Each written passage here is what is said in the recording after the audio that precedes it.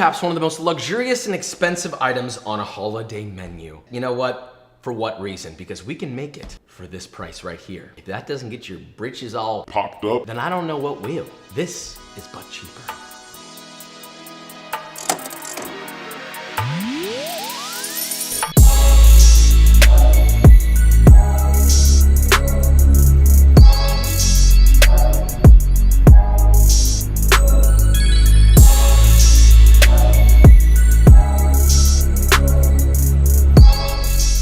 Okay, so today we're making beef Wellington, or well, Wellington in general, and we're gonna be looking at a couple things. For one, tenderness, flavor, obviously beef, and more importantly, price. Tenderloin is expensive. There's only a little tiny piece of the cow. It's the tenderloin. There's a whole cow. Here's the whole cow, okay? That's the whole cow.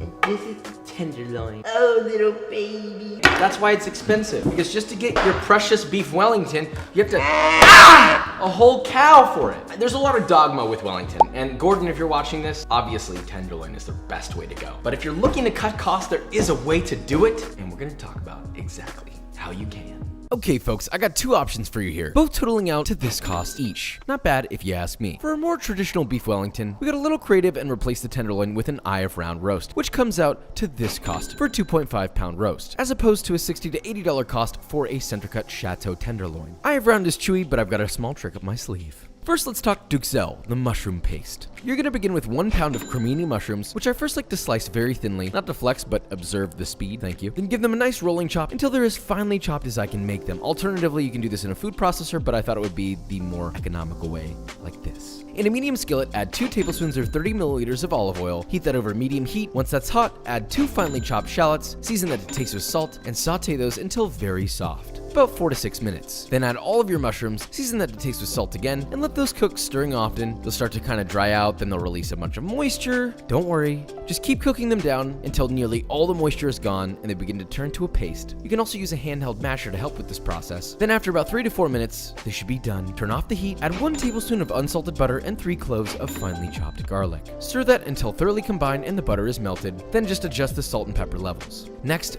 my meat. Yeah, we're there again. Now pat your roast dry with a paper towel, season it to taste with salt and pepper, then heat a medium-sized skillet over medium-high heat, add just enough oil to coat the bottom of the pan, and once it's super hot and nearly smoking, add in your eye of round roast and sear for 2 to 3 minutes per side or until it's beautifully brown on each and every crevice, even both ends. Now optionally, you can add in 2 tablespoons of unsalted butter and baste it for about 30 seconds. Then just place it to the side, pour any butter or juices in the pan over the roast. Now due to its immense thickness, the inside needs a little more cooking before it's baked. Pop it in an oven that's been preheated to 400 Fahrenheit for about 15 minutes. You want it to still be rare after this. This just helps break down some of the chewiness and keeps it from being undercooked later, assuming your roast is as thicky as mine. Now once it's out of the oven, immediately brush your roast with Dijon mustard. You'll need about a 1/4 cup, but you may not use all of it. Now to assemble, it's very simple. Lay down 2 sheets of plastic wrap, one slightly overlapping the other. Then lay down 4 to 6 slices of ham or mortadella. By the way, I'd recommend getting it sliced from the deli to get the exact amount that you want. It's the most economical choice. Then top that with half of your duxelle mixture. Spread that out to cover the meat, leaving a slight border around the edges. Lay your chonker on the lower third of that. Then using the plastic wrap, roll that guy all the way up and wrap your beef entirely with the cured meat. Crimp the edges, roll that together tightly, and chill for 20 minutes. Really emphasize that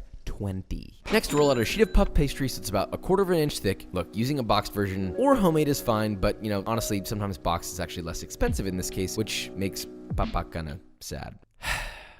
Just make it if you can, okay, please. Anyway, place your beefy hog in the lower third of your puff pastry. Brush a border around the pastry with egg wash, which consists of 2 egg yolks and a splash of water that's been mixed together. Start rolling your pastry up, and once you see where the seams will meet, brush some more egg wash on there. Trim your pastry just slightly above that so it glues shut. Then roll that over, crimp the edges, and roll it in plastic wrap tightly. Again, rotating those edges so it's nice and tight. Chill for another 15 minutes. Then when it's bake time, place your welly on a baking sheet lined with parchment paper. Optionally, you can add some additional puff pastry that's been latticed on top of that, which you can see how to do in my old beef Wellington video. But either way, you're gonna brush your welly with your same egg wash from before, then add the lattice crust if you're using it. Brush it again. You know, if you're not using it, then just brush it once, obviously. Once it's evenly coated with egg wash, you can optionally hit it with some flaky salt, toss it into an oven preheated to 400 Fahrenheit for 25 to 30 minutes, or until beautifully golden brown on the outside, and an internal temp of the beef is around 135 Fahrenheit. Then remove it and let it rest for 5 to 10 minutes before slicing. Then all you need to do is get a nice knife and slice to reveal a bada bing, bada boom, home, beautifully medium rare, affordable Wellington. It's actually a little bit overdone around the edges, but here's a hot take for you. The intramuscular fiber of this beef actually eats a little bit better when it's cooked just a touch past medium rare. With that said, this looks beautiful. But maybe you want to go a little bit cheaper and a little less traditional. Say, a pork Wellington. Nearly the same process, but with a 1.5 pound pork tenderloin. Simply sear on all sides, just like last time, baste it in the butter, same as before, but beautifully, of course. I mean, look at that foamy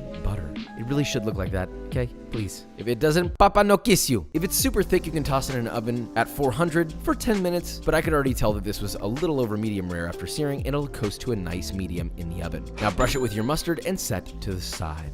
Now the filling's gonna be a little bit different. First, peel and grate 1 Granny Smith apple, then in a medium skillet, add 2 tablespoons of unsalted butter, heat that over medium heat, then once the butter is melted and bubbling, add in your grated apple, stir that together, season it with salt, and optionally 2 teaspoons of honey. Now once that starts to boil, let it simmer until all of the liquid is evaporated and the apple begins to stick to the pan. Then deglaze with a 1/4 cup of white wine, let that cook down and reduce until 90% of the wine is evaporated, then add in 1/3 of your duxelle from earlier and fold together. Be sure to let that bad boy cool before using. Yet again, lay down your mortadella. I only needed about 4 slices for this one. Then this time hit it with all of your apple filling, your beautiful pork tenderloin. Just roll that up nicely to wrap your pork with more pork, tighten the edges, and pop in the fridge to chill for 15 minutes. Then you know what to do. Roll out your puff pastry, lay down your meat log, brush with wash, roll that beauty up, trim it again, and brush the final edge with egg wash. Then wrap it up and chill for 15 minutes. Then brush again with egg wash, decorate if desired, wash again. Hit it with a fat, salty layer and bake at 400 for 25 minutes. Rest that for 5 minutes, slice it nice and thick, and weep at what may just be a delicious, albeit untraditional, Wellington. And yes, that's cooked to medium, okay? I don't want to hear that, oh Josh, that's raw, what the heck? I temp checked it. Don't at me, or I'll temp check your Let's compare these 2 wellies to see if their taste matches their price. We have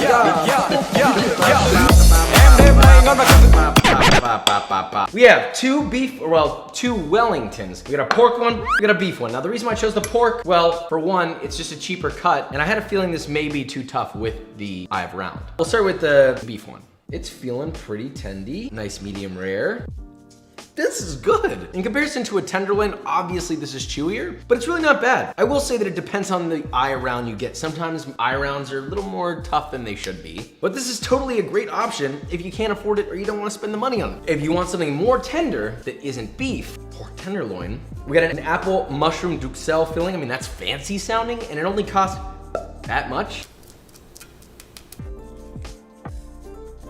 We doggone did something here. Wow, this is actually really good. I've never had a pork Wellington before. Out of these 2 options, this pork tenderloin is extremely satisfying, even in comparison to something as rich as beef. This is so freaking good. Let me tell you. Oh no. If you want something more tender that's cheaper and honestly really hits all the notes you want, this is the way to go. If you still want that beefy quality, but you want it to be cheap, eye of round works just fine. You've got 2 Wellingtons here, both of them for this price, and for this price, okay? What are you gonna do about that? All right, guys, and that is it. So we made beef Wellington actually 2 different ways. We made one with beef, as it should be, in order to be beef Wellington, you gotta beef. And then we made another option, which is even more tender than the eye of round. Obviously, as the price goes down, oftentimes, so does the tenderness when it comes to beef. Like I said before, you could sous vide the beef Wellington, and it could end up being a lot less chewy. You'll just have to do it for like 48 hours at a really low temperature. That's up to you to figure out, but nonetheless, this worked just fine. The pork, big win, humongous win. I've never had a Wellington that's not beef, and that's really opened up my mind, and obviously, hopefully, will open up your wallet. So, long story short, but cheaper, beef Wellington, big win. If you enjoyed this video or you learned something, leave a like, subscribe, I'm drooling in my mouth, and I will see you